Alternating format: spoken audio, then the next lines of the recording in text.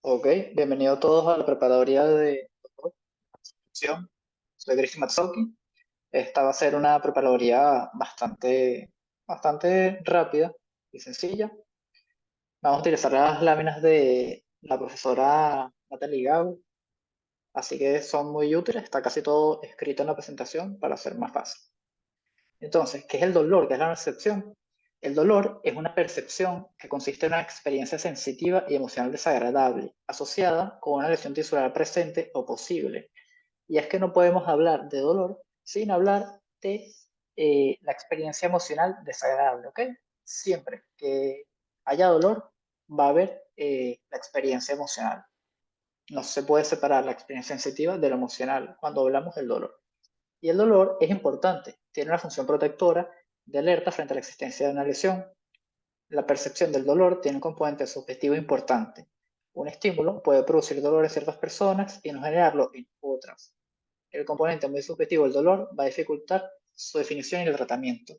Y es que lo que le duele a una persona puede ser que no le duele a otra persona, y un mismo estímulo no susceptivo puede generar diferentes niveles de dolor, diferente intensidad del dolor en personas distintas.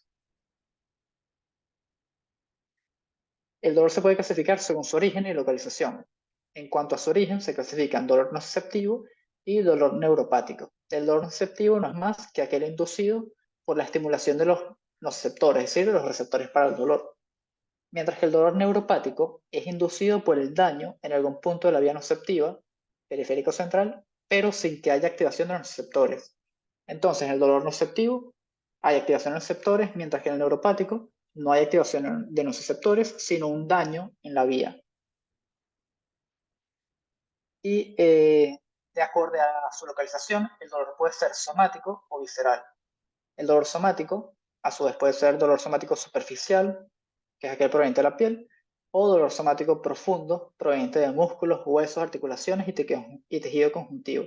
El dolor somático, como ya saben, se caracteriza por ser bien localizado, mientras que el dolor visceral, que es aquel proveniente de los órganos internos, generalmente es poco localizado, es sordo.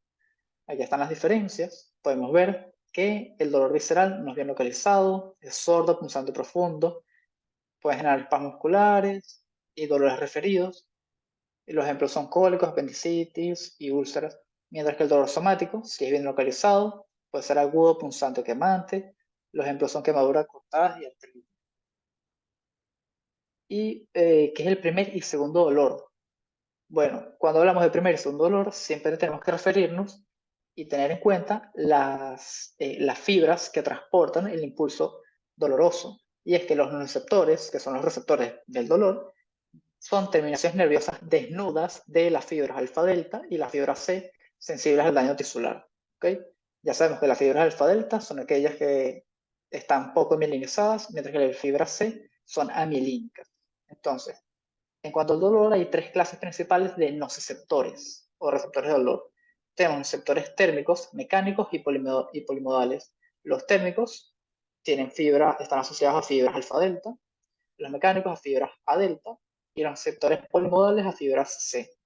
Y estos receptores están ampliamente repartidos por toda la piel y tejidos profundos, y generalmente trabajan en conjunto entre sí. Es decir, que cuando se genera recibimos un estímulo nocivo, pues no solo se va a activar la fibra delta o solo la fibra C, sino se van a activar en conjunto las dos, tanto la delta como la C. Solo que como la fibra A delta está mielinizada, pues ella va a transmitir el impulso nervioso o el impulso doloroso hacia los centros superiores de una forma más rápida, y por ello llega primero, es más intensa y corta, y por ello se le llama el primer dolor, mientras que la fibra tipo C va a transmitir el dolor generado por el mismo impulso nervioso, solo que como la fibra es amielínica, va a llegar un poco más tarde, de menor intensidad y sostenida un poco más en el tiempo, y por ello se le llama el segundo dolor. Pero hay que tomar en cuenta que tanto el primero como el segundo dolor son provocados por el mismo estímulo. Y esto es diferente al dolor referido. El dolor referido no es más que un dolor de origen visceral que se siente como un dolor en otra parte del cuerpo, como un dolor somático. ¿Ok? El ejemplo típico es el dolor en brazo derecho generado por un infarto del miocardio. Entonces, ¿por qué se genera el dolor referido? Simplemente por una convergencia de las fibras, ¿ok? De las neuronas. Y es que tenemos neuronas de proyección del asta posterior de la médula que reciben fibras nociceptivas y fibras provenientes de mecanorreceptores de la piel. Es decir, tenemos las fibras nociceptivas, que ya sabemos que son las fibras A delta y la fibra C. Y además están las fibras A beta, que las fibras A beta son aquellas provenientes de mecanorreceptores de la piel. Las A beta no son nociceptivas. Sin embargo, ambas, cuando llegan a la médula espinal, aproximadamente a la lámina Rex 5, pues ellas van a converger en una neurona de proyección o de segundo orden. Y por ende, sucede esto que ven aquí, que puede haber un dolor en el intestino y como esta fibra, ya sea tipo C o tipo A delta, va a llegar a la misma neurona de proyección o neurona de segundo orden a la que puede llegar esta neurona de tipo A beta proveniente de la piel. Entonces ellos van a generar un fenómeno de convergencia en una neurona de segundo orden que va a llevar esa sensación a centros superiores y entonces puede ser recibida como que el dolor, en vez de ser a nivel de intestino, es a nivel de la piel. ¿Ok? Entonces, simplemente lo importante aquí, el dolor referido se genera por una convergencia de fibras aferentes, viscerales y somáticas. Ahora vamos a ver los fenómenos de hiperalgesia alodínica. ¿Cuál es la diferencia entre los dos? Bueno, la hiperalgesia es cuando se genera una sensación dolorosa exacerbada o exagerada frente a un estímulo nocivo. Es decir, un estímulo nocivo que generalmente sí provoca dolor, pero en esta ocasión la intensidad del dolor es exagerada. Mientras que la alodinia es una sensación de dolor evocada por un estímulo que en condiciones normales no es doloroso. ¿Ok? Entonces, aquí en la gráfica podemos ver en el eje de las X la intensidad del estímulo, mientras que en el eje de las Y vemos la intensidad del dolor generado por ese estímulo. Aquí en azul podemos ver la respuesta normal frente a este estímulo. Entonces, mientras mayor es el estímulo, mientras mayor sea la intensidad del estímulo, vemos que mayor será la intensidad del dolor. Ahora, vemos aquí en la hiperalgesia, como dijimos, la intensidad del estímulo no va a ser mucha, pero aún así la intensidad es bastante. Vemos que una respuesta normal a este nivel de intensidad del estímulo, la intensidad del dolor debería ser de 2.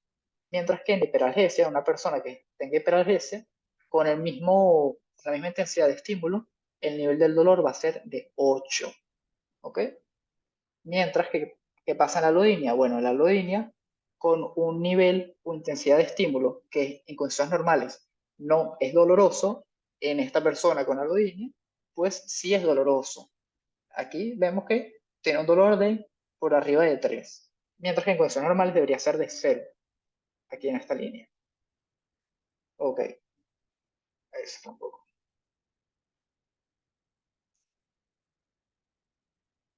Ok, y además existen dos tipos de hiperalgesia. Tenemos la hiperalgesia periférica o primaria y la hiperalgesia central. Entonces, ¿cómo se produce? La hiperalgesia periférica o hiperalgesia primaria se produce por sustancias químicas liberadas por el tejido dañado, que actúan disminuyendo el umbral de excitación para los nociceptores, produciendo así lo que es un fenómeno llamado sensibilización de los mismos. Y algunas también son capaces de activar directamente los nociceptores, como por ejemplo la histamina, y la inflamación local va a ser mediada por sustancia P. Es decir, la hiperalgesia periférica se produce por sustancias químicas que van a generar sensibilización de los receptores del dolor o los receptores, generando que sean más sensibles a estímulos nociceptivos. Y por ello, un estímulo que en condiciones normales es doloroso, pero no, no a una intensidad muy elevada, pues en una persona con hiperalgesia periférica, con un ligero estímulo nocivo va a generar mucho dolor.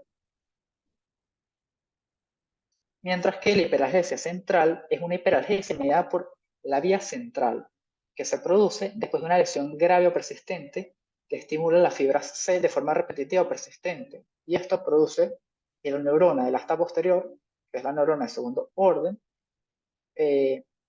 aumente su respuesta de forma progresiva. ¿Qué quiere decir esto? Esto va a ser un fenómeno similar a la potenciación a largo plazo. ¿Okay? Este va a ser un fenómeno que, como está dañada la vía central a nivel de la médula espinal, va a haber constante liberación de glutamato por parte de la neurona de primer orden, que va a generar una excitación prolongada y sostenida de la neurona de segundo orden. Esto va a provocar que con el tiempo, con pequeñas cantidades de neurotransmisor liberado, pequeños estímulos dolorosos, pues haya una gran intensidad de respuesta por parte de la neurona de segundo orden. ¿Okay? Entonces, esta hiperalgesia central es un fenómeno mediado por glutamato, actuando a través de los receptores NMDA, también hay receptores AMPA. Esta estimulación nociva, muy intensa o persistente, puede ocasionar cambios a largo plazo de las neuronas del asta posterior de manera similar a la potenciación a largo plazo. Se producen cambios en la excitabilidad de la neurona del asta posterior y estos cambios pueden disminuir el umbral de excitación de estas neuronas y bien causar un dolor espontáneamente. Un ejemplo es el dolor en miembro fantasma. Es exactamente eso. Va a haber entonces una especie de sensibilización de la neurona de segundo orden de tanto que se está estimulando. Entonces ya con pequeñas estimulaciones o pequeña cantidad de glutamato, la respuesta va a ser mucho más fuerte. El dolor va a ser más intenso. Ok, lo tenemos en las vías del dolor. Las vías del dolor hay que manejar muy bien cada nivel. Y es que el dolor, ya dijimos que presenta dos componentes, un componente discriminativo sensitivo y el componente afectivo emocional, que son inseparables. Ok, el componente discriminativo sensitivo es aquel que permite identificar la modalidad. Ya sabemos que la modalidad la hacemos a través del código de línea marcada. La localización, que depende de la localización depende de la vía y a donde llegue en la corteza somatosensorial primaria. Y la intensidad de la estimulación nociva, que la intensidad siempre depende del código de población y el código de frecuencia, ¿okay?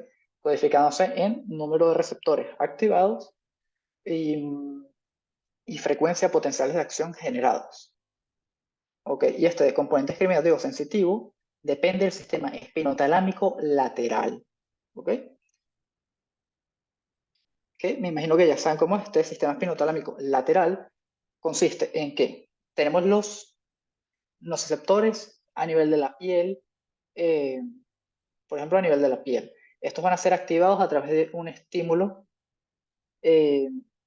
un estímulo frente a los que estos receptores son selectivos. No son específicos, sino selectivos. Entonces se activan los receptores.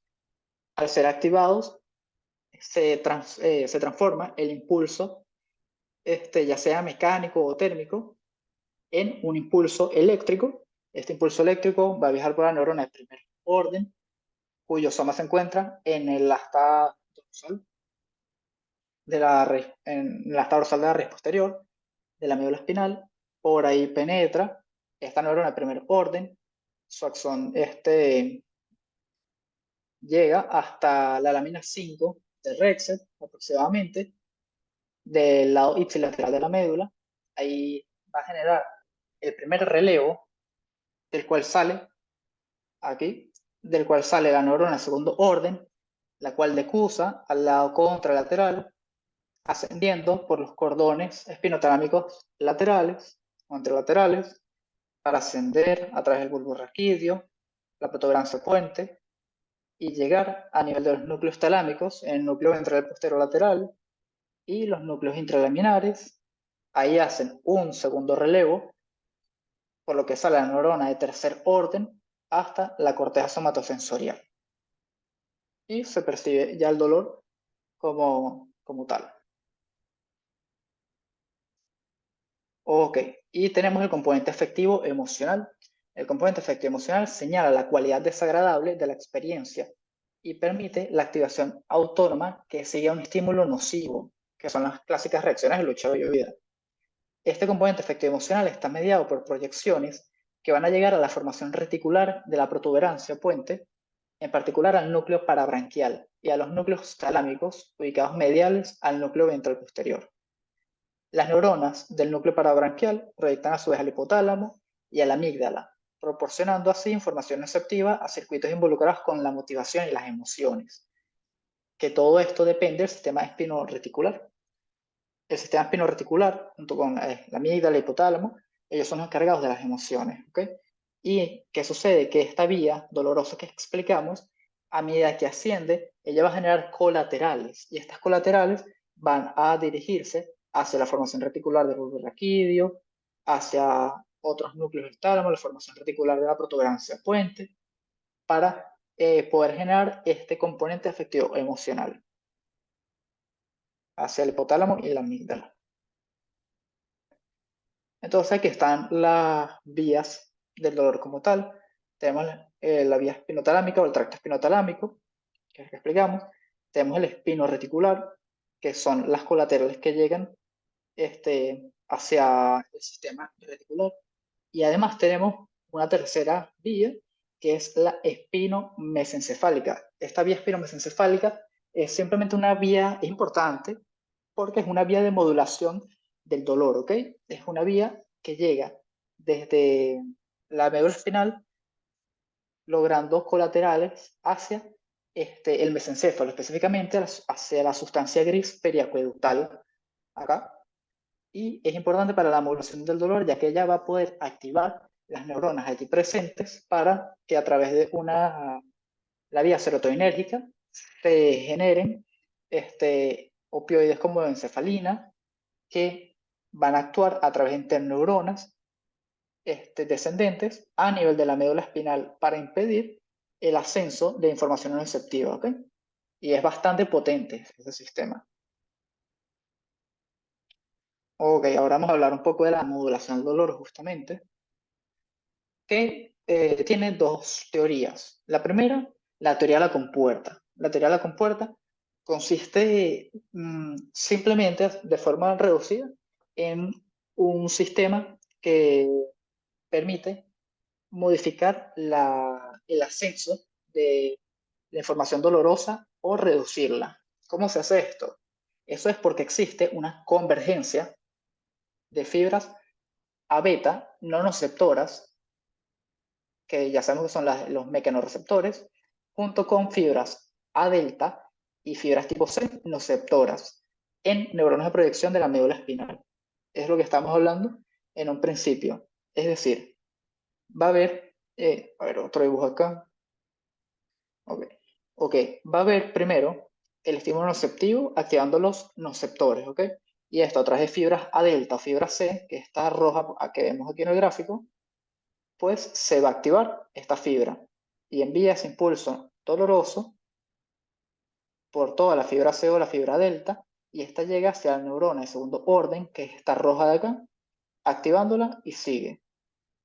Pero además va a haber una interneurona inhibitoria, que es esta negra de acá, y esta neurona inhibitoria va a ser inhibida por esta misma fibra nociceptiva que está siendo activada, la fibra tipo C o la delta, para que no, esta fibra o interneurona inhibitoria no inhiba la neurona de segundo orden. Hasta ahí bien. Ahora, ¿qué sucede? Que si cuando se genera este estímulo doloroso y nosotros nos frotamos o nos sobamos, pues estamos activando a su vez mecanorreceptores. Y estos mecanorreceptores van a activar o va a generar que el impulso sea transmitido a través de las fibras A beta, que es esta fibra aquí azul, y esta fibra A beta a su vez está conectada también con esta interneurona inhibitoria, y esta fibra A beta activada va a generar una activación de esta interneurona inhibitoria, la cual se va a encargar de inhibir la neurona de segundo orden o neurona de proyección, para así modular la intensidad del dolor. Es decir, aquí va a haber una sumación de señales de va a haber la cantidad de impulsos positivos que lleguen a esta interneuronal inhibitoria, los impulsos negativos que lleguen a la interneuronal inhibitoria, y si hay mayores positivos que negativos, esta interneuronal inhibitoria va a estar activada para inhibir o modular esta neurona de proyección o neurona de segundo orden.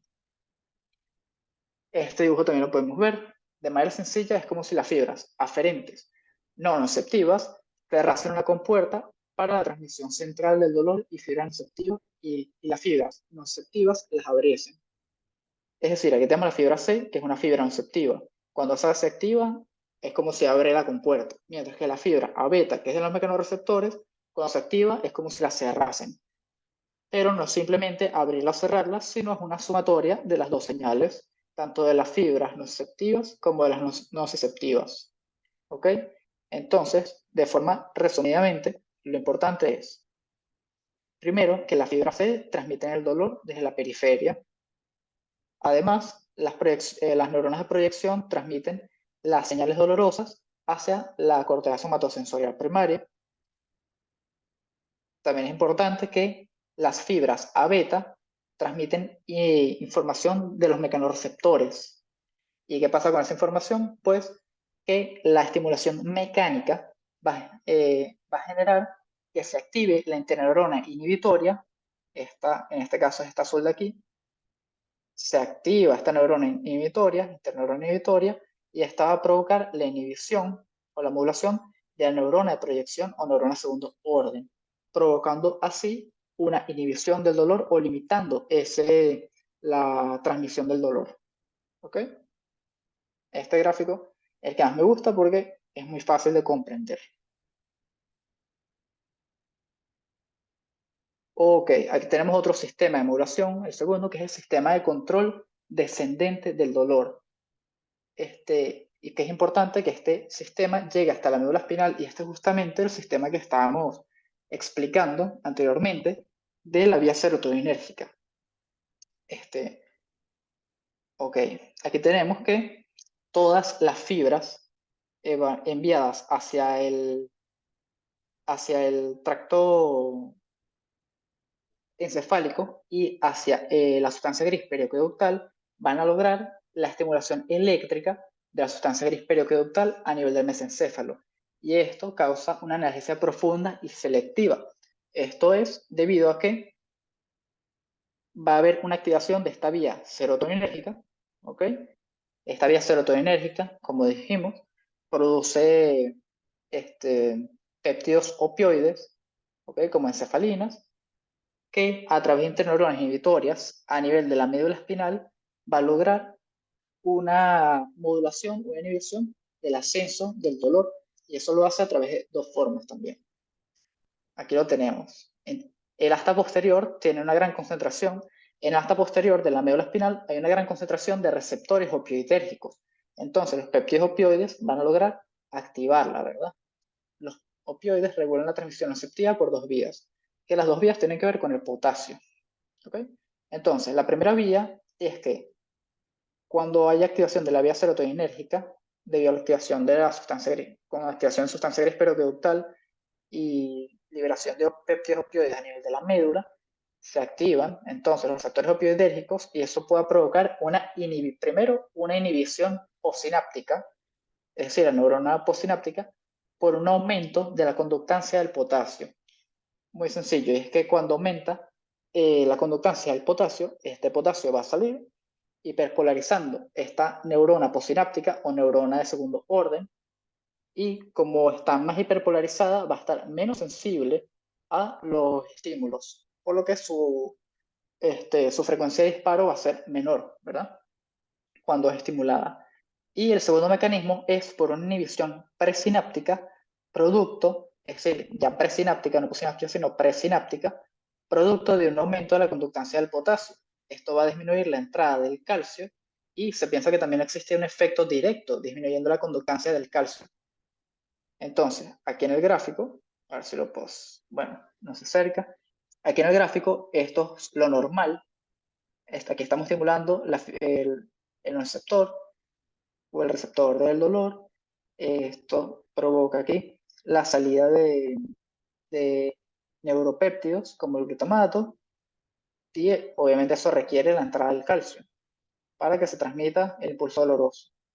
Y vemos que aquí no hay liberación de encefalinas, pero en el caso de que haya liberación de encefalinas por los mecanismos ya hablados, pues esta encefalina va a actuar inhibiendo a nivel tanto postsináptico como presináptico. A nivel postsináptico ya dijimos que va a aumentar la conductancia del potasio para generar hiperpolarización, mientras que a nivel presináptico también aumenta la conductancia del potasio para inhibir la entrada del calcio y también actúa directamente en la conductancia del calcio. Y bueno, ya esto es un caso, por si lo quieren leer, como pueden ver, este es un niño que tenía un desorden en cuanto a en cuanto a la sensibilidad al dolor, ¿ok? Él no sentía dolor. Entonces mira cómo tenía, pueden ver, cómo tenía las manitos, y es que se las había masticado. Y los labios también, miren. ¿Por qué sucede esto? Porque el dolor nos permite aprender mientras nosotros vamos creciendo. ¿Ok? El dolor nos enseña.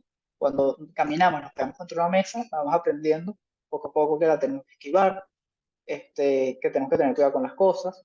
Y como este niño no sentía dolor, pues no aprendía ese tipo de cosas y se autolesionaba, como pueden ver. Entonces tuvo mutilación de todas de las falanges, distales. También tampoco aprenden a caminar correctamente, entonces tienen dificultades durante el crecimiento, pues se pueden fracturar y no se dan cuenta. Bueno, eso ha sido todo, muchas gracias. Cualquier pregunta, pueden escribir.